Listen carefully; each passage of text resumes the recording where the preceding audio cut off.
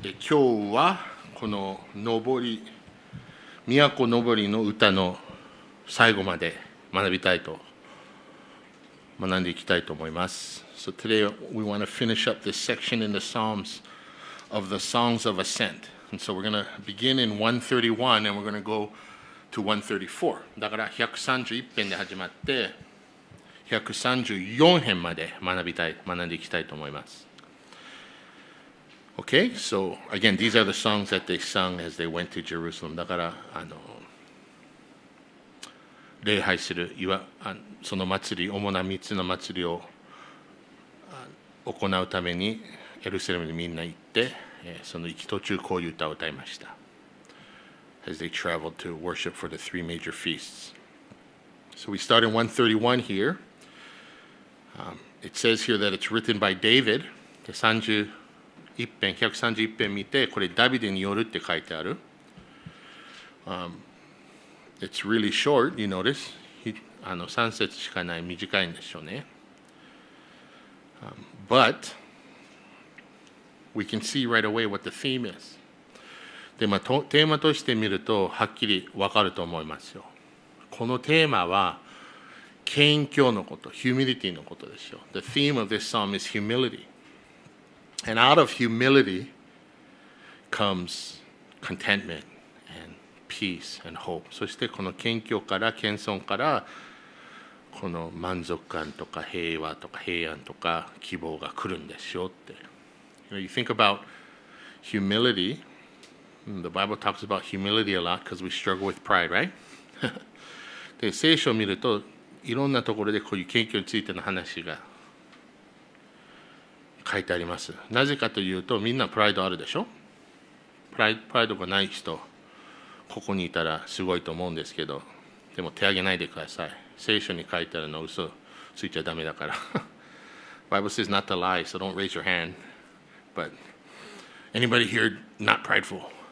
Of course we're prideful, because the core of our sin nature is pride. It's ourself, right? なぜかというと、この罪っていうことを見るとね、プライドがいつも入ってる。自分のこと、わがままのことがある。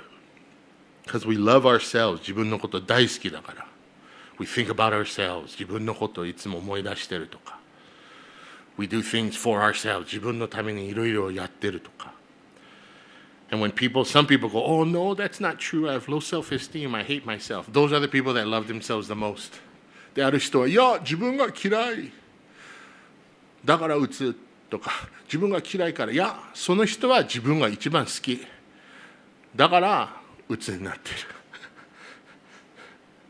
る。They hate themselves because they love themselves so much, right?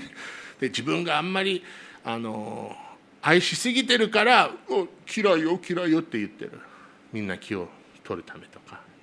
You get a lot of attention that way.But this is King David. And if anybody can talk about humility, maybe it was King David because he had to deal with it, right? だからこの謙虚の話するとね、もうダビデオがよく知ってたと思うんでしょ。Remember, he was just a young kid who was watching sheep, right? He was a nobody. で、本当に名もない家族の羊を飼っていた、面倒見ていた若者でした。And then God called him to be king of Israel. で、神様がその若者をイスラエルの王様になるために召されたんですよ。So he went from a shepherd boy to Israel's greatest king, right? だから羊飼いの若者からイスラエルの偉大な一番いい王様になったんでしょ。So if anyone should be proud of their accomplishments, it would be David, right?だからこの満足できる方、その自分のやることとかできたことを見たらできる方って言えばもうダビデ王でしょ。Do you think David struggled with pride? だからダビデがプライドと戦ったことがあると思う？ Of course.You know, the Bible does describe him as a man after God's own heart, right? でも聖書を見ると、ダビデがね、神の御心を叶う人として、この、描写されてるんですけど、でも聖書を読むとプライドと戦った場面とかあったでしょ。But there are times where he struggled with pride. Don't turn there, but for example, at the end of 2 Samuel 24, 開かなくていいんだけど、第2サムエル24章の話を覚えてるかな。ダビデは人口調査したんでしょうね。人口って自分の軍の人たちを数えたんですよ。At the end of 2 Samuel 24, David went and he counted all the people, right? Not all the people, he actually counted up his armies.Not because God told him to, but because he wanted to see how great he was, right? だから神様に言われた、召されたからではなく、自分がどれほど活躍しているかと見たかったんでしょう。He wanted to know that he was doing a good job. うまくいってるかな、いってるだなと確認したかったんでしょう。He wanted everyone to smash his like button on his Facebook page, right?だからみんなダビデがね、みんな自分の Facebook のページで好きのボタンを押してほしかったんですよ。And yet, when we see this psalm today, we're going to see David's real heart. でも今日、ここの詩篇を見ると、ダビデの本音のこういう心を見ることができると思いますよ。Because he doesn't want to be prideful. プライドに、高慢になりたくないんですよ。He wants to be humble. And when we come to worship the Lord, in case you didn't know, humility is a requirement. で、ダビデは謙虚になりたがったんでしょう。で、みんなもう知ってるんですよね。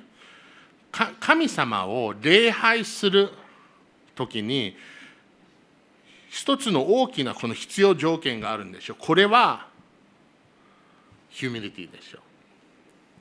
The Lord is near to those who have a broken heart and saves such as have a contrite spirit, it says in Psalm 34:18.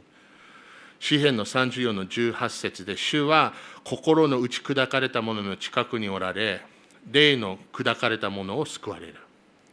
Psalm 51:17, the sacrifices of God are a broken spirit, a broken and a contrite heart. These, O God, you will not despise. 詩篇51編の17節、神への生贄は砕かれた霊、砕かれた悔いた心。神よ、あなたはそれを蔑まれません。James 4:6 in the New Testament, but he gives more grace. Therefore he says, God resists the proud, but gives grace to the humble. 新約聖書、ヤコブの4章の6節、しかし、神はさらに豊かな恵みを与えてくださいます。ですからこう言われています。神は高ぶる者を退け、へりくだる者に恵みをお授けになる。James 4:10, same chapter. Humble yourselves in the sight of the Lord, and he will lift you up. 同じヤコブの4章の10節、主の御前でへりくだりなさい。そうすれば主があなた方を高くしてくださいます。1 Peter 5:6, Therefore humble yourselves under the mighty hand of God, and he may exalt you in due time. 第一ペテロ5章の6節、たくさんあるでしょう。ですからあなた方は神の力強い御手の下にへりくだりなさい。神がちょうど良い時にあなた方を高くしてくださるためです。And Jesus himself, in Luke 14:11 said, Whoever exalts himself will be humbled, and whoever humbles himself will be exalted. そしてイエス様ご本人が、ルカによる福音書14章の11節、こう言われました。なぜなら、誰でも自分を高くする者は低くされ、自分を低くする者は高くされるからですと。All over the place in the Bible. Be humble. だから聖書にいろんなところでへりくだりなさいっていう風な話が書いてあるんですよ。In fact, the first sin in the history of time was a sin of pride, right? そして世界、宇宙、すべての最初の、一番最初の罪はプライドの罪でしたよね。And I'm not talking about Adam and Eve. I'm talking about Lucifer, Satan. そしてこれアダムとエヴァの話じゃなくて、これサタンの話でしょ。He wanted to be like God. 神様のようになりたかったんです。And so in this psalm, David talks about humility. だからこの詩篇でダビデは謙虚についての話を書きました。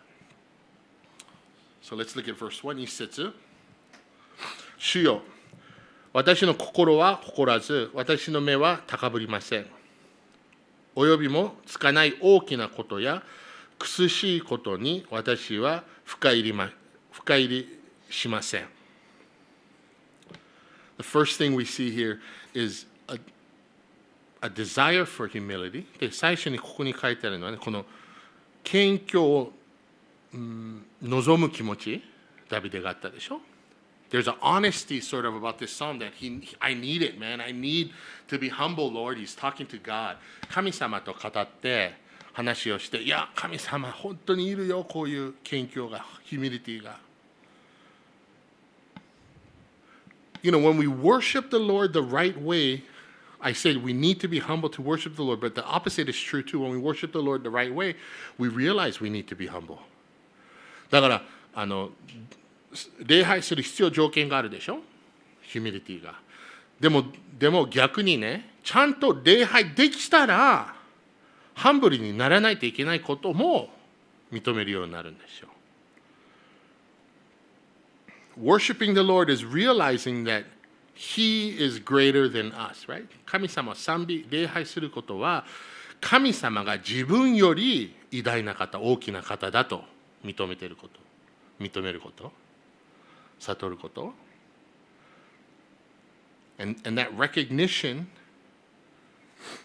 comes when we worship the Lord the right way, when we worship the Lord in spirit and in truth. そして霊と誠によって神様をちゃんと礼拝できたら認めるようになるんですよ。そういうこと。Without God, we're nothing. Yes, 神様がないと本当に何もないんですよ、人は。He says, My heart is not haughty, nor my eyes lofty, right? だから、そしてここでね、私の心を誇らず、私の目は高ぶりませんって。Everything I have, everything I do is because of you, Lord, is essentially what he's saying. だから、ここにダビデが言ってるのはね、私たちがあるもの、やってること、すべて神様、あなたのおかげだよって。He says, I don't concern myself with great matters nor with things too profound for me. だから及びもつかない大きなことや苦しいことに私は深入りしませんって言った。In other words, David's saying, I don't even sit around and act like I knew more than I know. I don't fantasize about how great I could be. だからダビデが言ってるのはここで。だからいつも自分が知ってることより自分が賢いだと思ってませんよって。だから自分がどれほど偉くなれるかとこの空想してないよって。Everything's from the Lord. すべては神様のおかげだよって。This is an important thing now. This is a super important attitude. Where you are is because of the Lord. これ非常に大事な見方ですよ。態度。今みんないるところは神様のおかげ。Think about that for a second. それちょっとよく考えてください、こういうことって。Your IQ is from the Lord, no matter how high it is, no matter how low it is. 例えば自分の知識とか IQ は神様のおかげだよ。高くても低くても。神様から。Your physical abilities are from the Lord, no matter how coordinated you are or uncoordinated you are. だから自分のこの能力、才能も神様のおかげだよ。だから運動神経があってもなくても神様からだよ。The work you do is from the Lord. だから今までやってる仕事も神様からだよ。The challenges you have are from the Lord. そして今ある試練とかもすべて神様からだよ。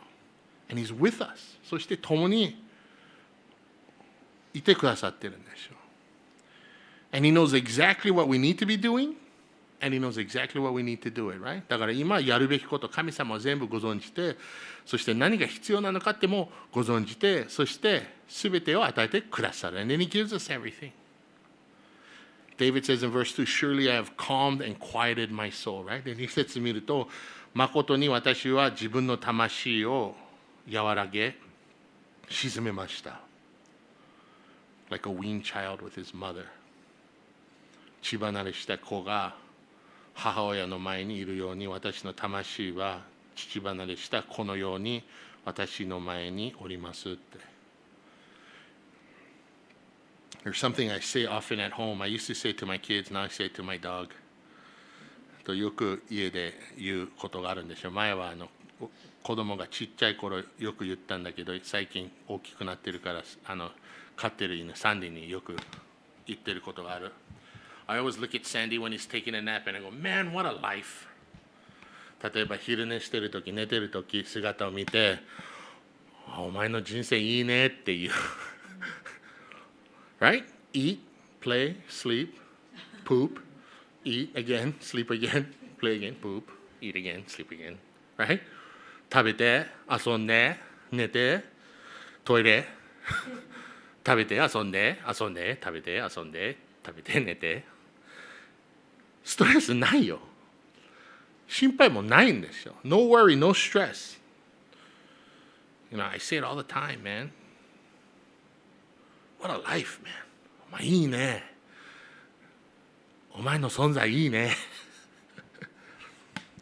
Because who does the worrying? Who does the work? Don, no. Whoever takes care of the dog, right? だから誰が心配することがあるよ。誰がいろいろやってるって。飼い主でしょ？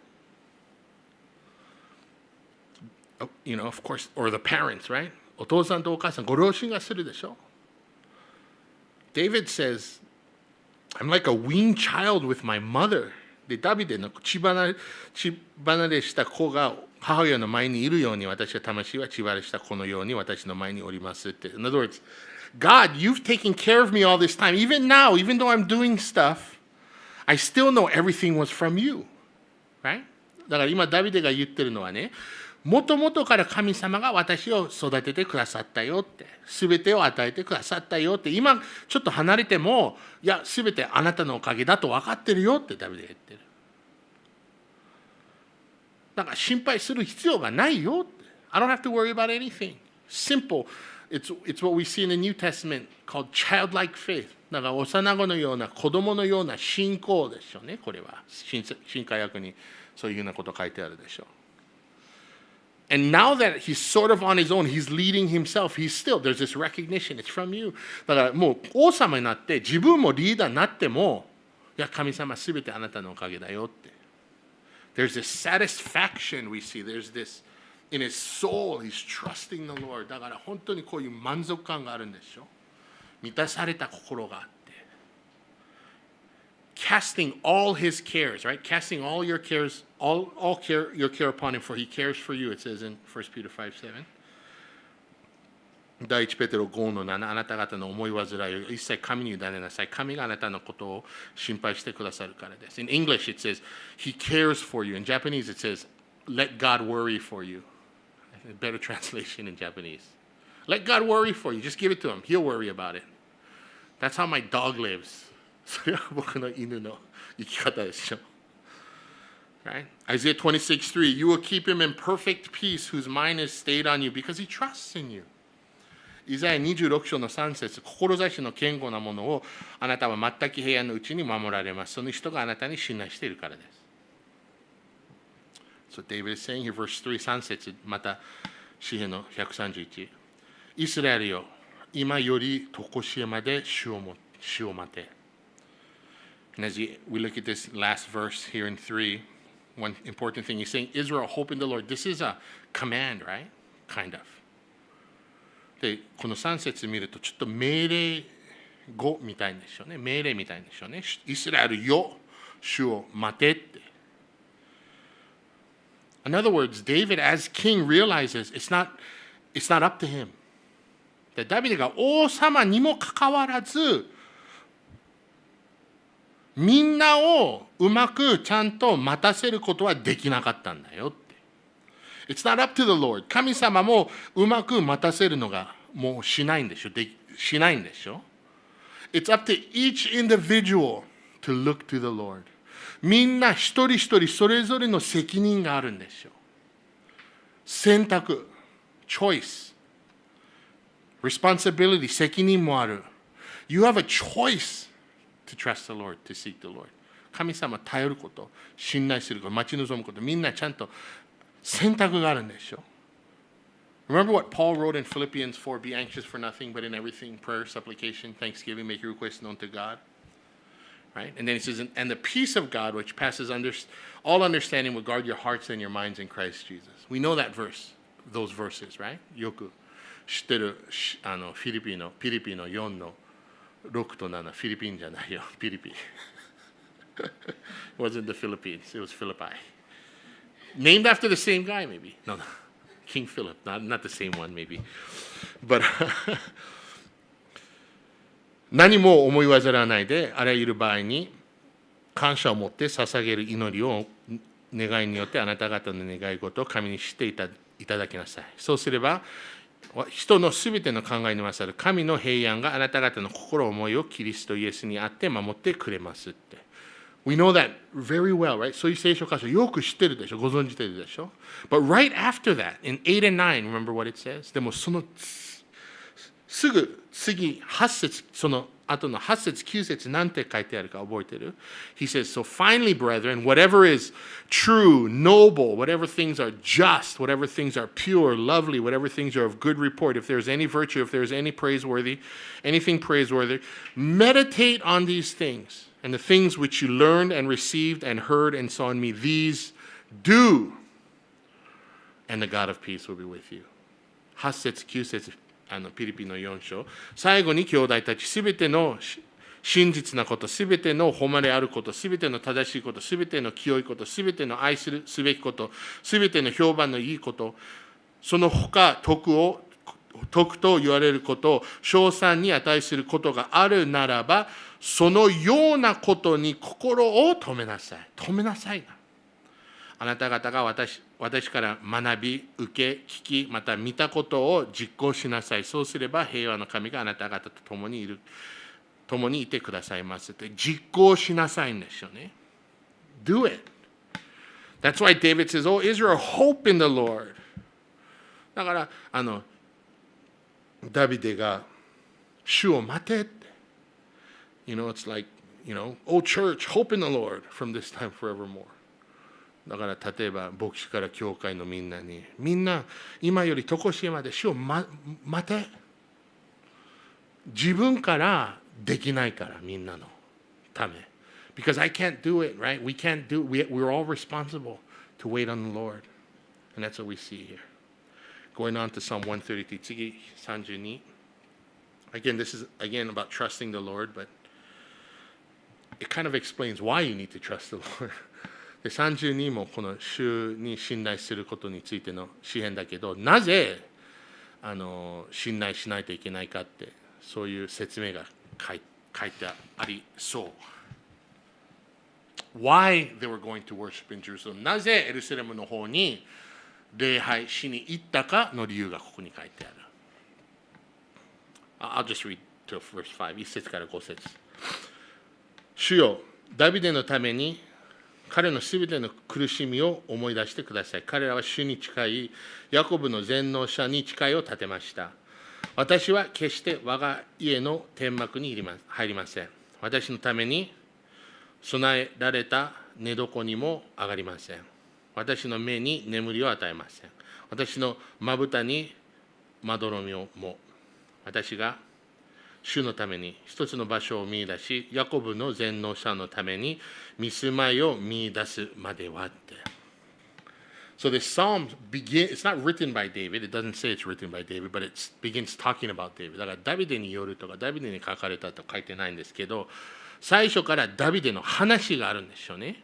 David, he had so many afflictions, he had a hard life, yet all of that strengthened his faith, right? It all had a purpose. ダビデはたくさん苦しみがあって、もう大変だったけど、すべてそれによって自分の信仰も強められたんですよね。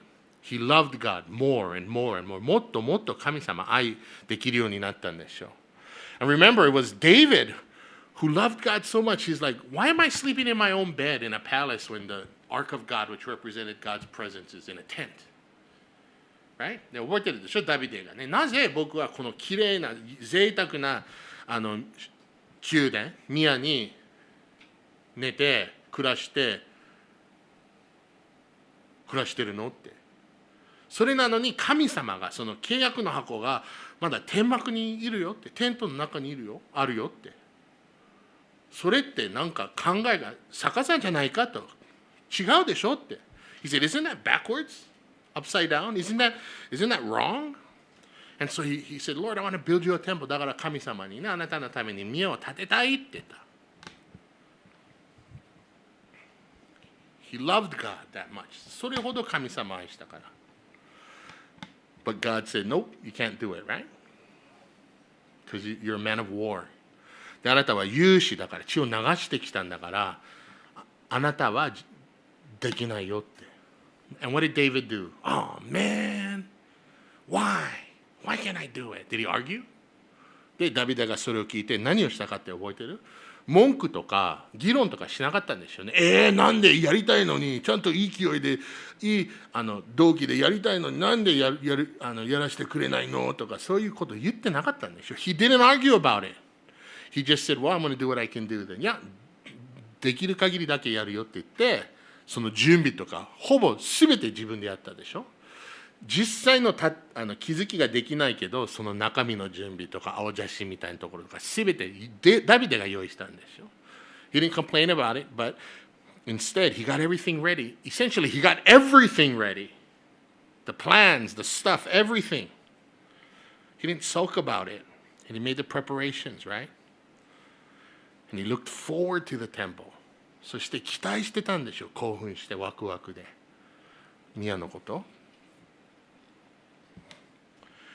In verses 6 and 7、6節、7節、今や私たちはエフラテでそれを聞き、ヤルの野でそれを見出した。さあ、主の住まいに行き、主の足台のもとにひれ伏そう。Now this is talking about the Ark of Covenant. これは契約の箱の話ですよ。Remember, it was taken away by the Philistines, right? フィリステ人に奪い取られたんでしょうね。And then、David wanted to get it back. ダビデはそれを取り戻したんだ。ずっと取り戻して。And they were looking for it. だからそれを探してたんでしょ。Actually, verse 6 it says, Behold, we heard it was in Ephrathah. で、6節見るとね、このエフラタっていうところに、そこにいたって聞いたよって。So they heard it was somewhere in Ephrathah, which is Bethlehem actually. これベツレヘムの話でしょ。別名。ベツレヘムの別名。でも、そこにいたって聞いても、ヤルの野にあったよって。But he says we found it instead in the woods, in Yaar or Jar. You know, remember where the ark was when David brought it back? ダビデが契約の箱を取り戻したとき、どこにあったって覚えてる？ It was this place called Kiriath Jearim, right? キルヤテエアリムっていうところ。キルヤテエアリム。エアリムとヤールって同じ言葉でしょ。林って森っていう意味。The word for Kiriath Jearim and Jar or Yaar, it's the same word. So in other words, we thought it might have been in Ephrathah. Instead, it was in Kiriath Jearim. That's where we got it from. だからエフラタっていうところにあったと聞いたんだけど、やっぱりエアリムの方にキリアテエアリムの方に見つかったよって。That's all it's saying here. でここでそれを書いてあるよ。で8節から10節。Let's look from 8 to 10. 主よ、立ち上がってください。あなたの安息の場所にお入りください。あなたとあなたの道からの箱も。あなたの祭司たちは義を身にまとい、あなたの生徒たちは喜び歌いますように。あなたのしもべダビデのためにあなたに油注がれた者の顔を後ろへ向けないでください。So the ark gets brought back to Jerusalem. だからその箱が、契約の箱がエルサレムに取り戻されたんでしょ。And that ark, remember what it represented, right? どういう意味があったその箱は。神様がイスラエルと共に住まいしたっていうところでしょ。It represented the throne of God. これ神様の王座の象徴でしたよ。And here in verses 8 to 10, it's actually a quote of Solomon's prayer when when they dedicated the temple. で、今、8節から10節見ると、これはソロモンの祈り。だから、宮の献堂式に祈ったソロモンの祈りの引用でしょ、これは。第二歴代史6の41、42。It's in 2 Chronicles 6, 41, 42. It's the exact prayer that Solomon prayed. And that's what it says here. And why is that so important? Well, right after Solomon prayed, something happened. で、なぜこれがみんな注目してほしいのはね、ソロモンがちょうど第二歴代史のところでね、ちょうど祈った後、ソロモンが祈り終えるところですよね。火が天から下ってきて、全焼の生贄と数々の生贄とを焼き尽くしたって書いてある。Fire came from heaven and it burned up all the offering. In other words, God said, good job. 神様が、お前うまくできたなって言った。And then it says, God's glory filled the temple. そして、主の栄光がこの宮に満ちたって書いてある。God was there. 神様はそこにおられたっていう意味。So they're quoting Solomon's prayer saying that this is what we did what you wanted us to do, God. だからソロモンの祈りを引用してるんでしょ。神様に喜ばれたこととか。So when the people, this is why they went to worship God. だからみんなはエルサレムの方に行ったでしょ。宮の方に行ったでしょ。神様がそこにおられて、神様と一緒に過ごせるから。Because God was there, they could spend time with God there. That was a place to meet with the Lord. 神様と出会う場所でした。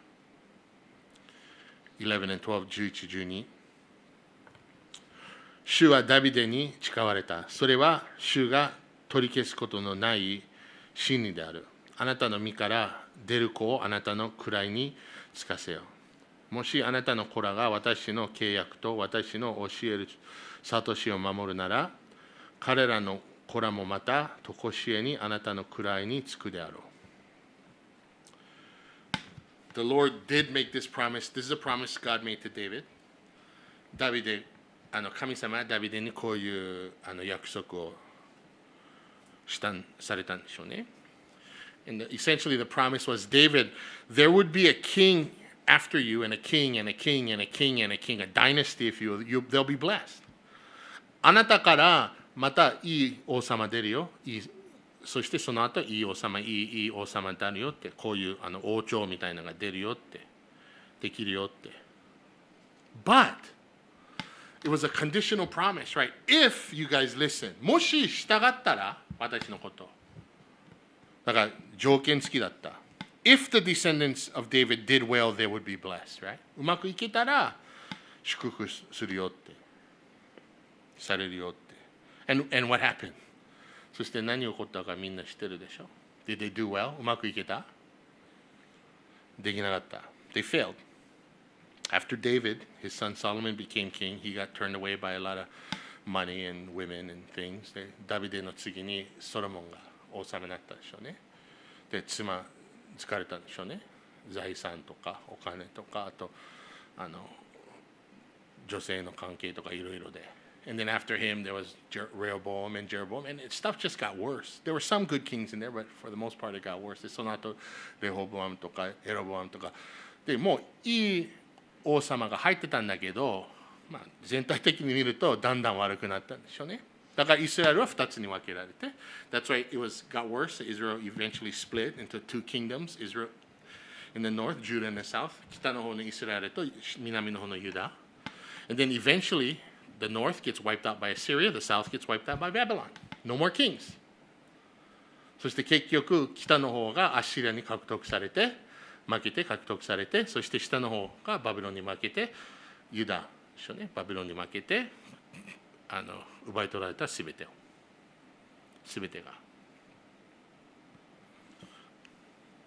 And yet, God made this promise, right? でも神様はこう約束されたでしょ。And so even though this is a conditional promise covenant, actually God kept his promise. で、これは条件付きの約束に見えても、神様がちゃんと約束を守られたんでしょ。Because from David still we know the ultimate king would come. なぜならダビデの子孫から線から一番偉大な、一番いい王様が出てくるよって。イエス様がその約束の成就でしたよね。Jesus was the fulfillment of that promise. That's what we see. I'm going to read to the end, verse 13. 13から18まで。主はシオンを選び、それをご自分の住処として望まれた。これは常しえに私の安息の場所、ここに私は住もう。私がそれを望んだから、私は豊かにシオンの食物を祝福し、その貧しい者のパンで満ち足らせるよう。その祭司らに救いを着せよ。その生徒らは大いに喜び歌おう。そこに私はダビデのため一つの角を生えさせよ。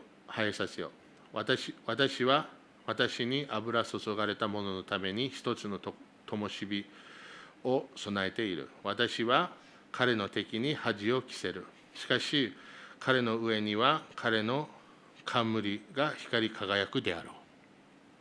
And so it talks about Jerusalem here. Jerusalem is God's city. 今、エルサレムの話けど、エルサレムは神の町ですよね。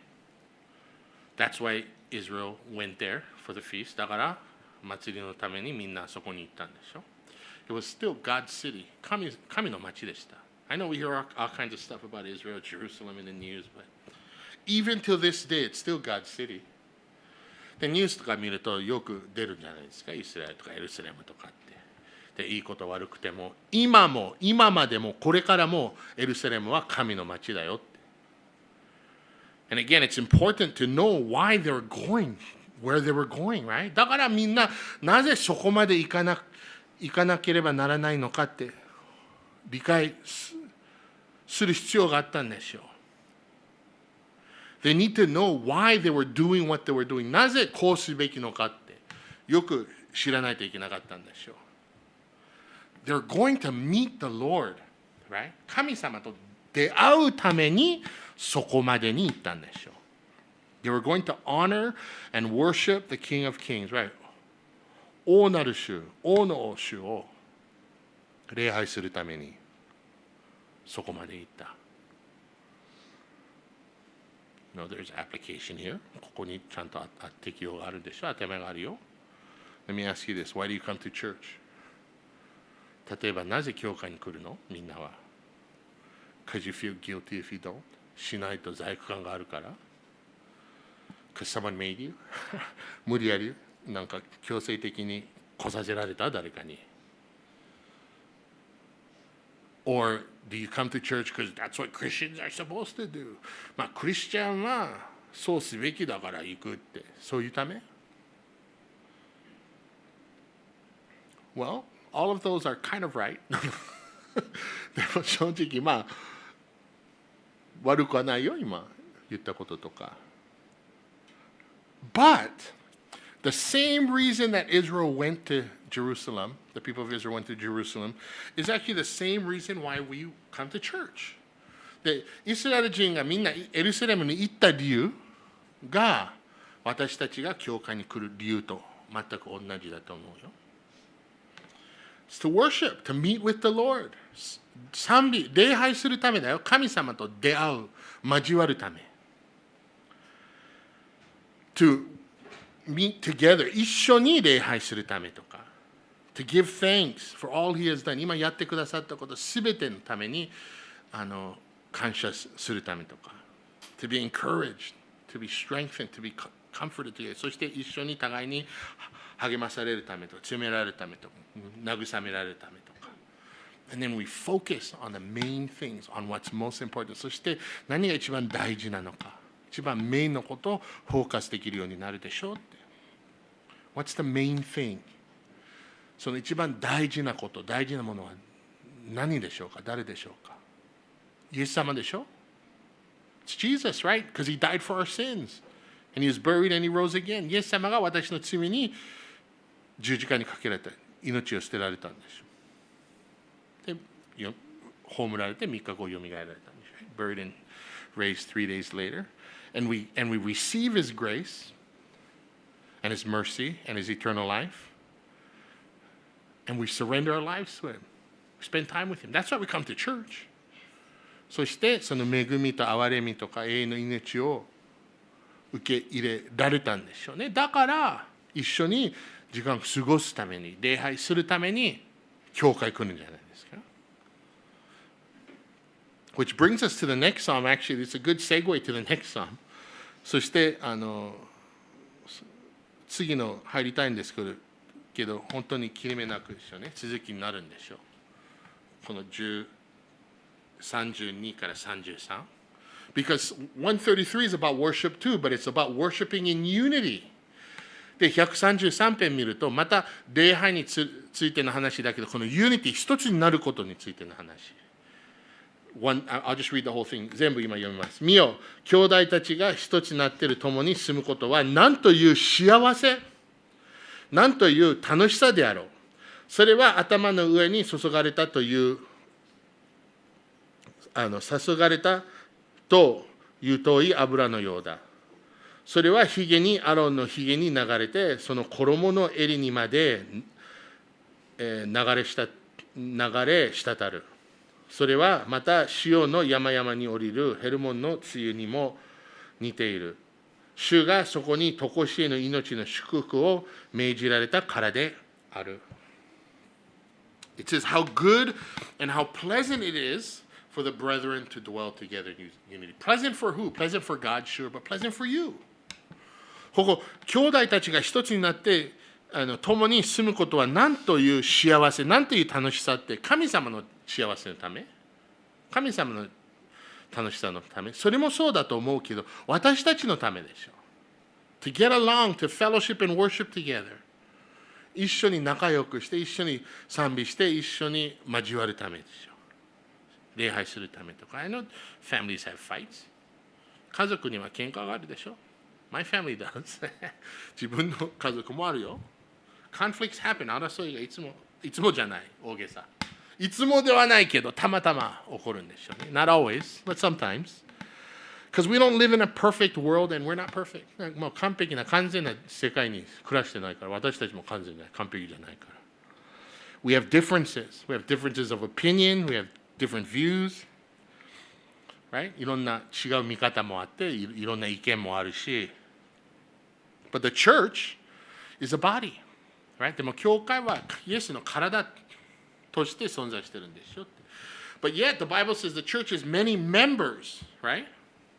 So we all do different things, different roles. だからでも教会は血管のいろんな機関のように違うそれぞれのメンバーがあるよって部分があるよって聖書に書いてある。でもそれにもかかわらず一つの大きな共通点があるでしょ。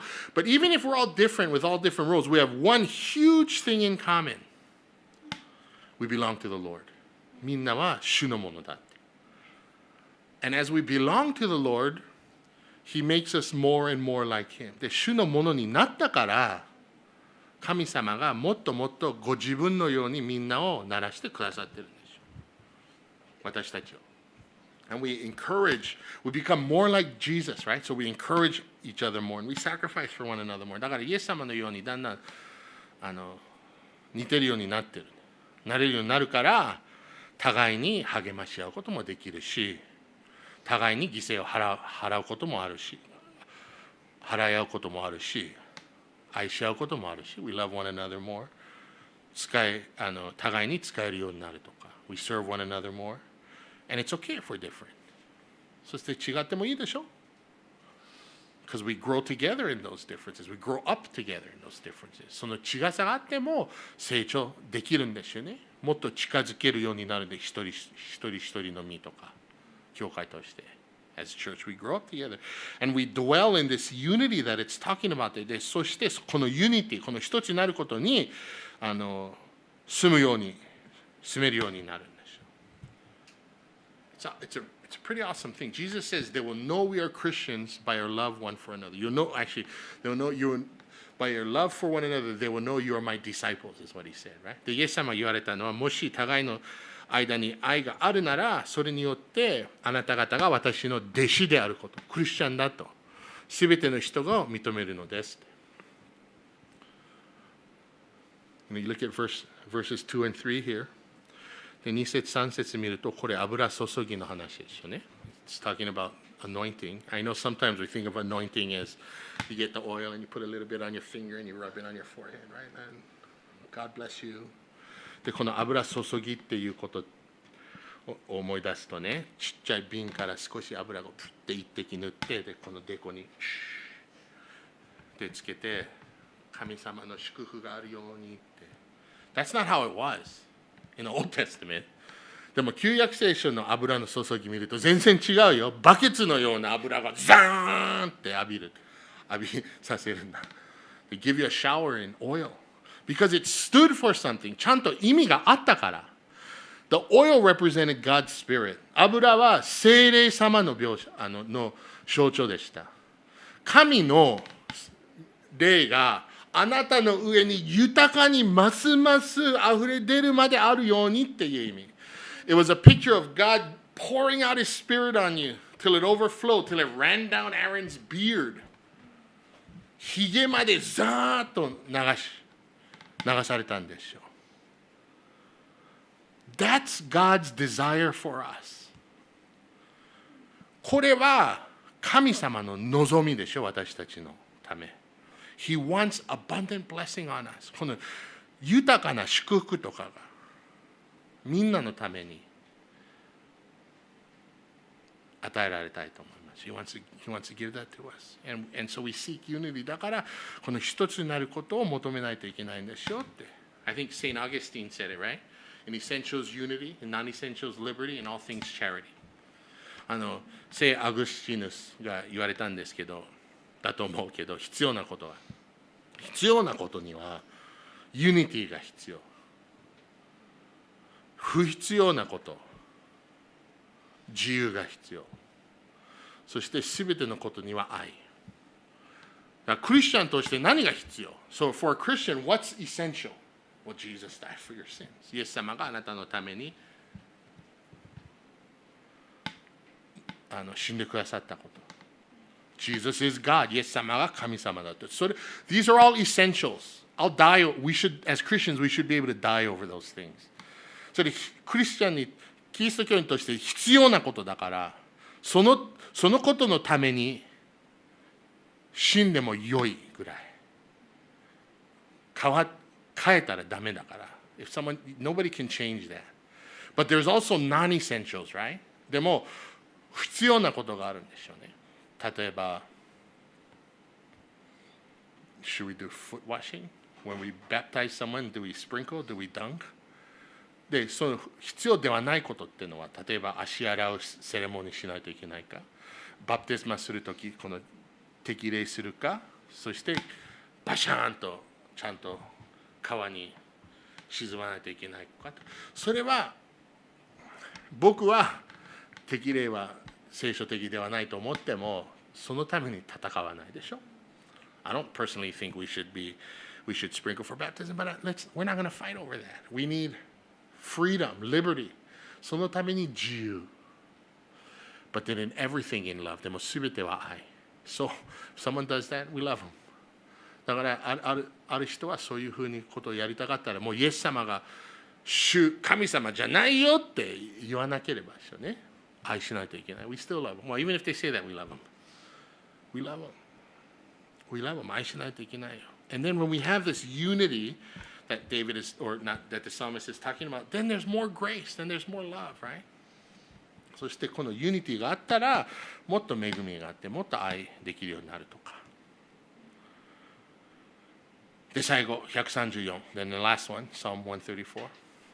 The last of the Psalm of the Ascent. この都のぼりの歌の最後の歌。1節から3節、最後まで全部読みます。I'll read them all. さあ、主を褒めたたえよ。主のすべてのしもべたち。夜ごとに主の家で使える者たちよ。聖女に向かってあなた方の手を挙げ、主を褒めたたえよ。天地を作られた主がシオンからあなたを祝福されるように。This is just a simple song of praise, right? 一番簡単に説明するとね、これはただの賛美歌、誉れの歌。What we see here is they made it, they arrived.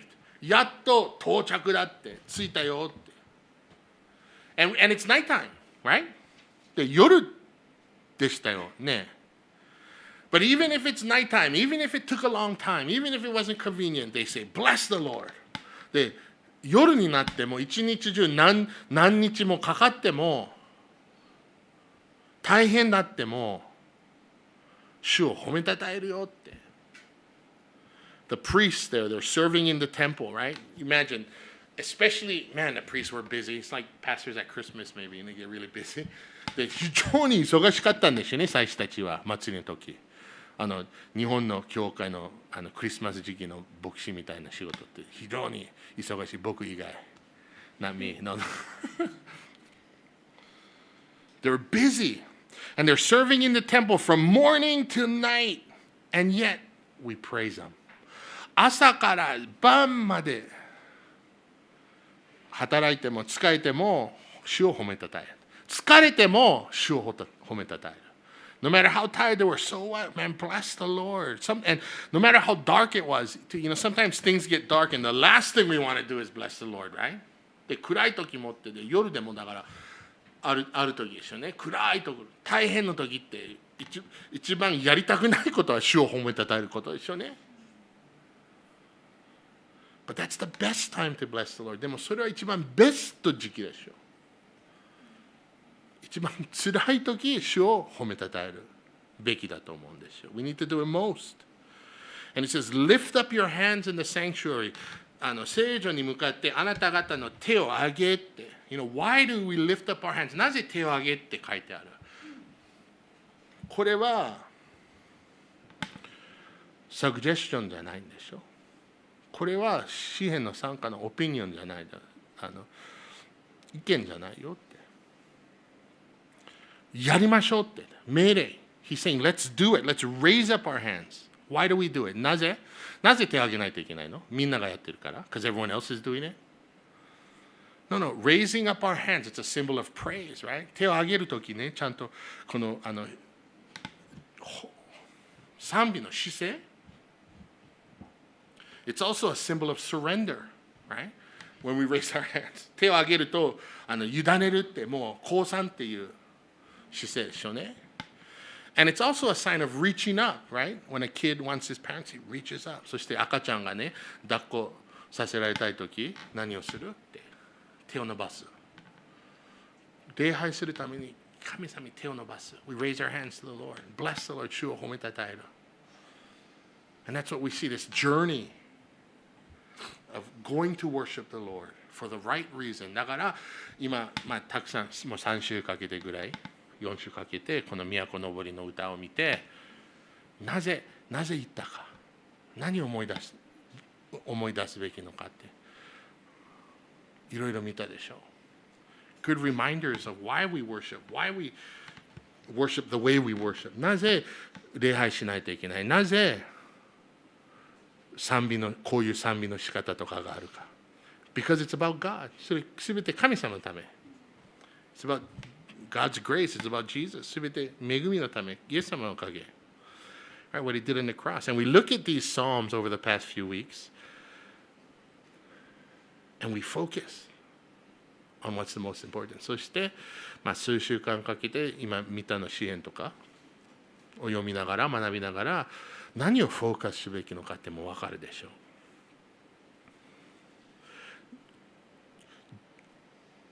う。God came and dwelt with his people. 神様が自分の民と一緒に暮らしに来てくださったんだって。You know what that's a picture of? それ何のこと？旧約聖書の契約の箱ですよね。In the Old Testament, it's the Ark of the Covenant. In the New Testament, John chapter 1, Jesus. And the Word became flesh and dwelt among us. でも、新約聖書を見ると、今見ると、これはイエス様、明らかに、明確にイエス様の話。It's about Jesus. 神が、言葉が人となって一緒に住まいしたって、第一じゃなくて、ヨハネ一章に書いてあるでしょうね。そういうふうに書いてある。That's what we need to remember. それを思い出さないといけないんでしょう。That's the most important thing. それが一番主なことでしょう。Let's pray. 祈りましょう。